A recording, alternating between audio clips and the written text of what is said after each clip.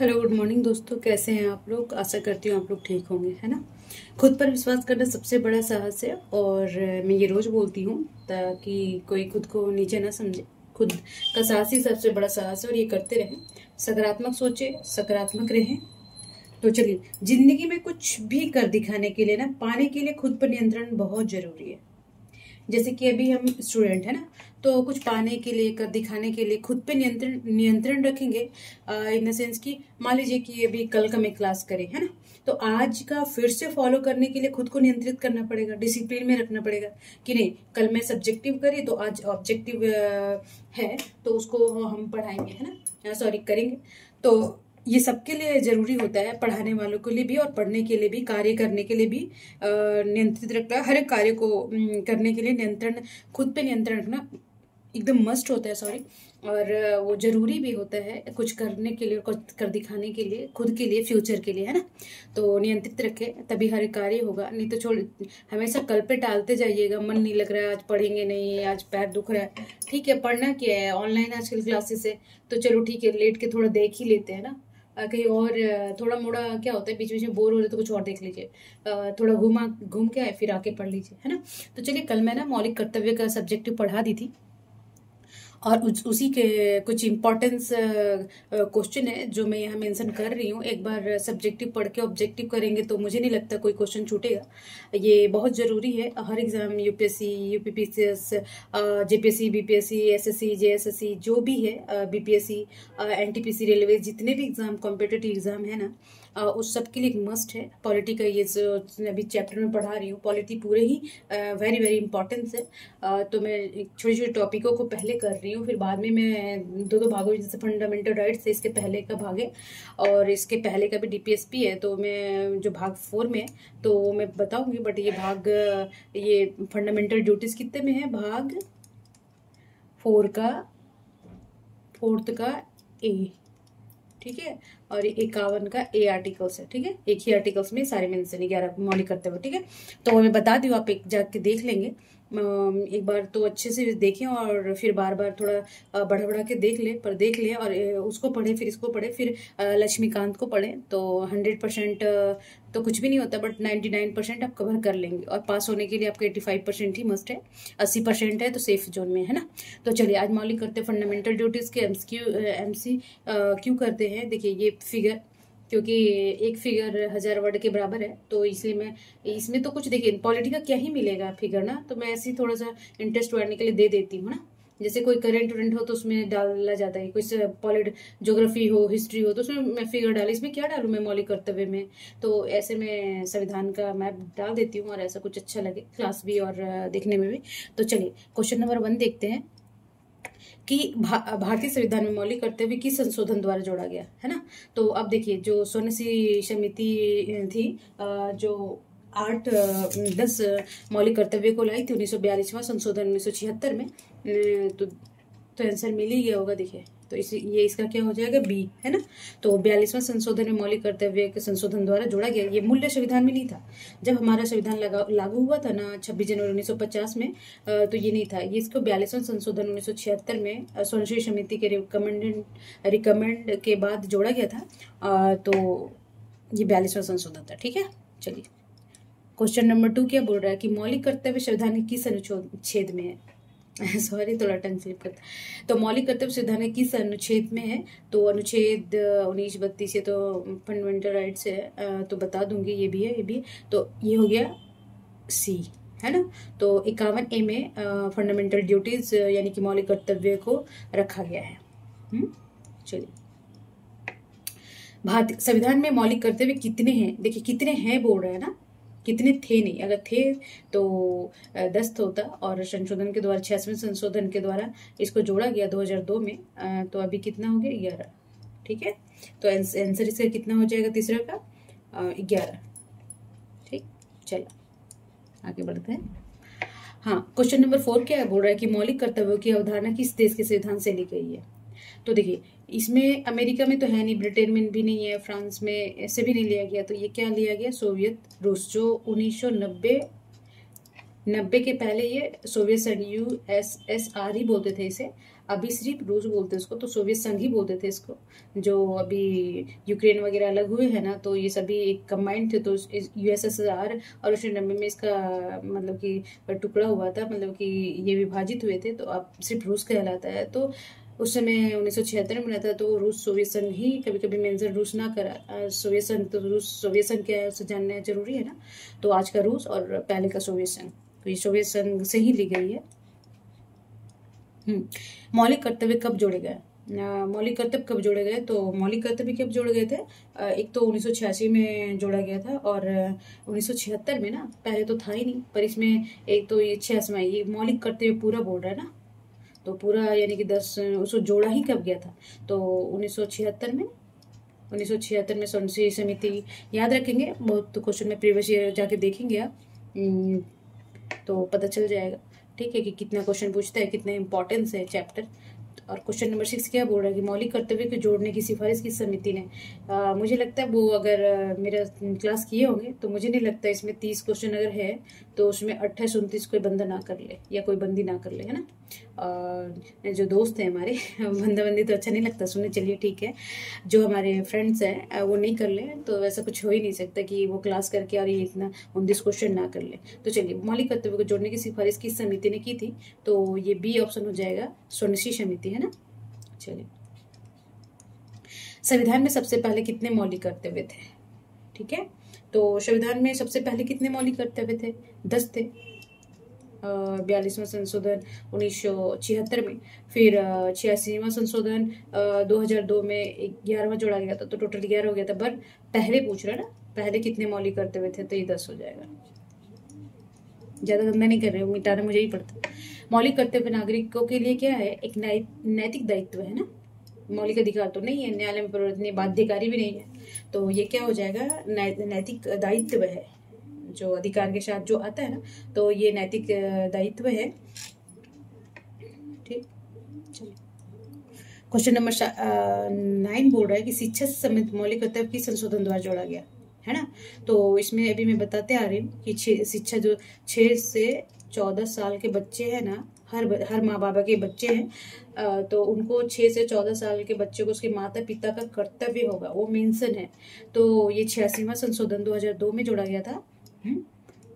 2002 में, ये भी डेट याद रखेंगे, और ये भी कहीं ये नहीं बोल के ये दे देता है, तो आप याद रखेंगे, ठीक है। अब 10वां क्वेश्चन क्या बोल रहा है कि 86वें संशोधन से जोड़ा गया कर्तव्य किस आयु के वर्ग से संबंधित है?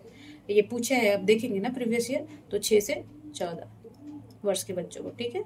चलिए, क्वेश्चन नंबर 11 बोल रहा है कि मौलिक कर्तव्य किस भाग में जोड़े गए हैं? तो देखिए, भाग 3 में क्या है? फंडामेंटल राइट्स है, ठीक है जी, और ये तो संघ है, 5 में मैं पढ़ाऊंगी, और 4 में आपका डीपीएसपी है ना, राज्य के नीति निर्देशक तत्व बोलते हिंदी में, और इसका ये 3C हो जाएगा, मौलिक कर्तव्य किस भाग में जोड़ा गया था, तो ये भाग 4 का A हो जाएगा, ठीक है।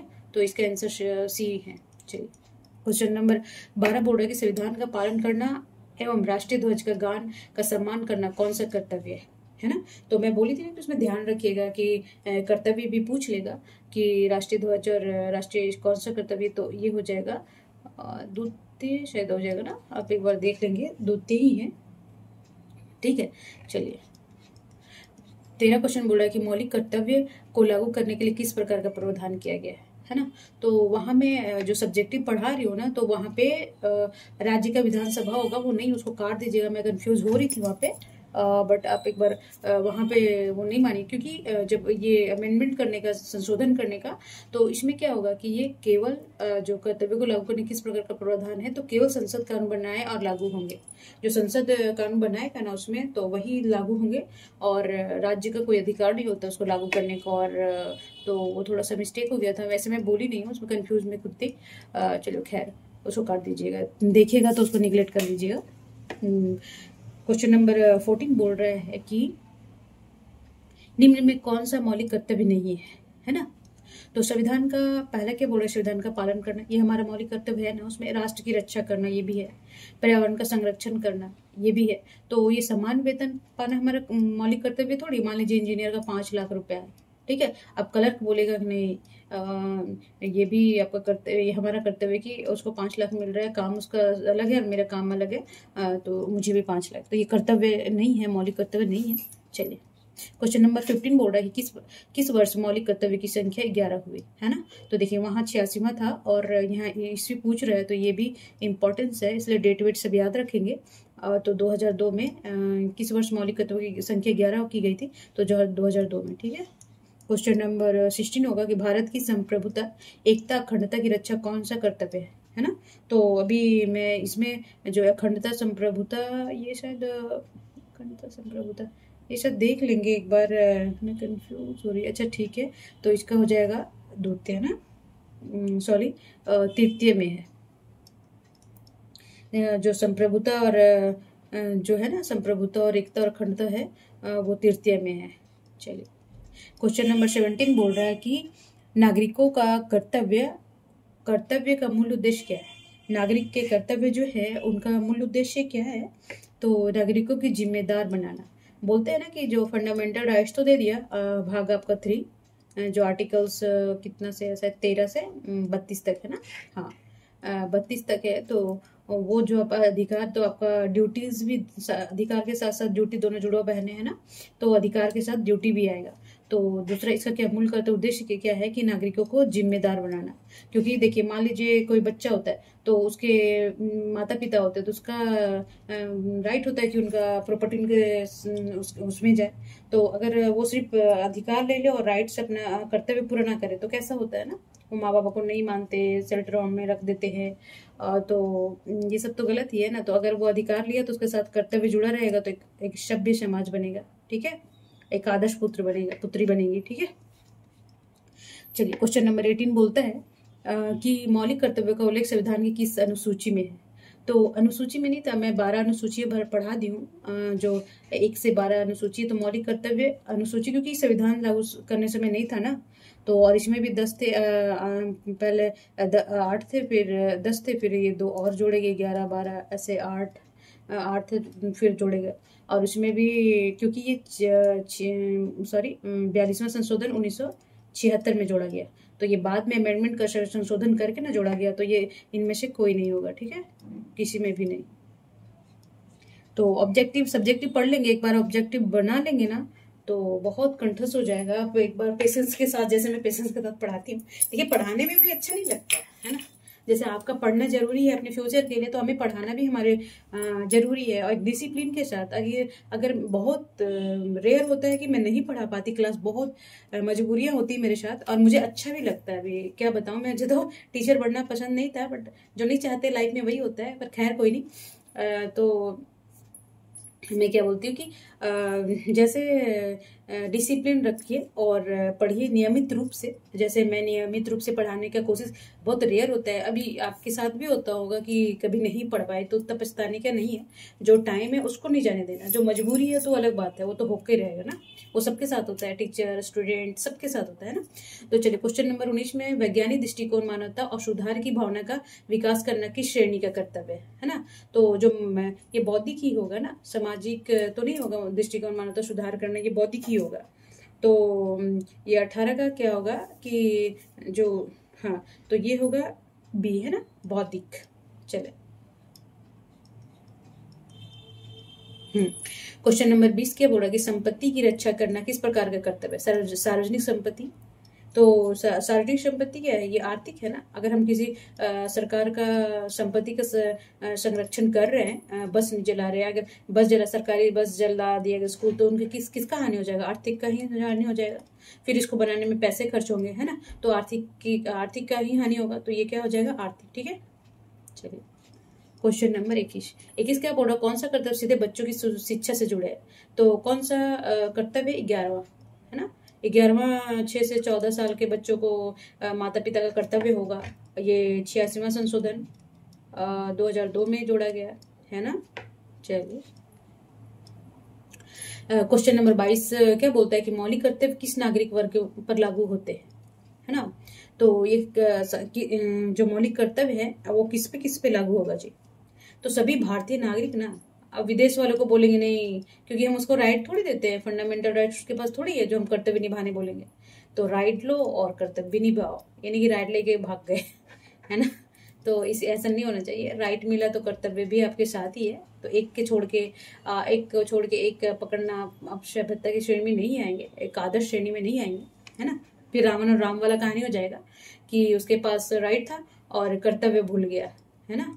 तो राइट अधिकार थे और पावर बहुत था, तो राम के पास राइट भी थे, अधिकार थे और कर्तव्य भी था, तो ये राम कहलाए और रावण। तो ऐसा नहीं करना है। तो सभी नागरिकों को, जो भारतीय नागरिक है, उनका कर्तव्य जुड़ा होता है, ठीक है।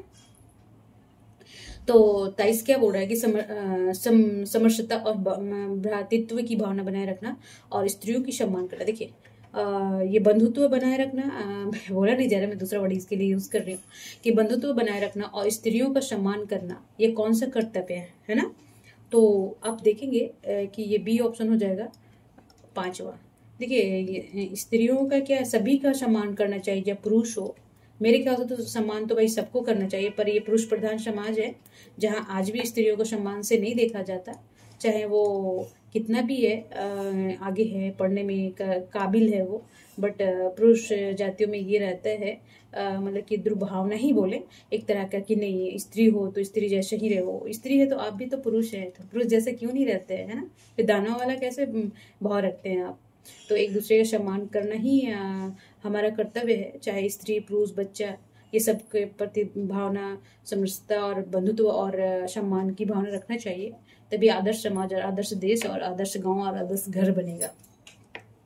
चलिए क्वेश्चन नंबर 24 क्या बोल रहा है कि मौलिक कर्तव्य, है ना, संविधान के किस भाग के बाद जोड़ा गया। देखिए अभी मैं बता रही थी ना कि अभी जब मैं जानेंगे कि कौन सा है, तो भाग 4 का ए है, तो अभी पता चल जाएगा कि 3 के बाद तो 4 आता है ना, तो भाग 4 के बाद 5 के बाद और ये 6 के बाद है ना, ये रोमन लिपि में आपको आता होगा, तो ये बी हो जाएगा, जो 24 का बी, ये 4A में है ना, आर्टिकल्स 51 में, ठीक है।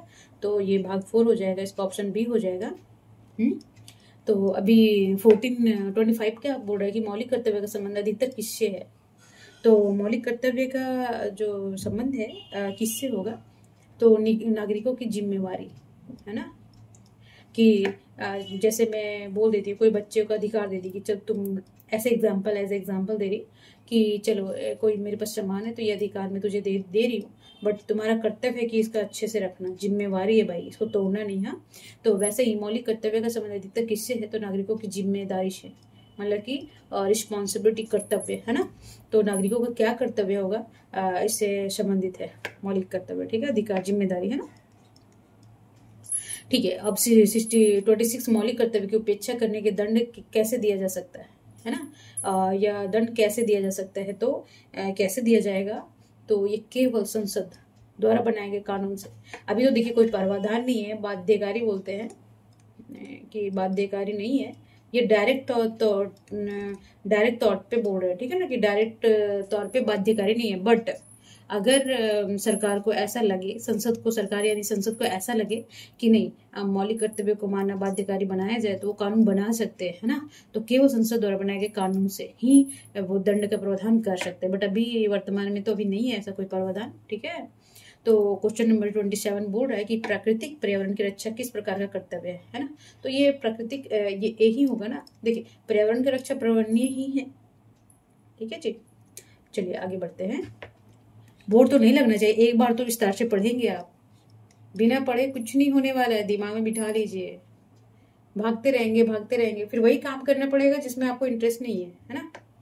तो जो काम में इंटरेस्ट है वो मिल जाए तो वो हमसे अच्छा होता है, तो वैसा नौबत ना आए, ठीक है, एक्सपीरियंस से सुने, तो वो एक तरह का दुखदायक ही होता है। बट अभी जो टाइम है ना, खेलिए, मैं नहीं बोलती कि आप घूमिए, खेलिए, मूवी देखिए, बट उसके अलावा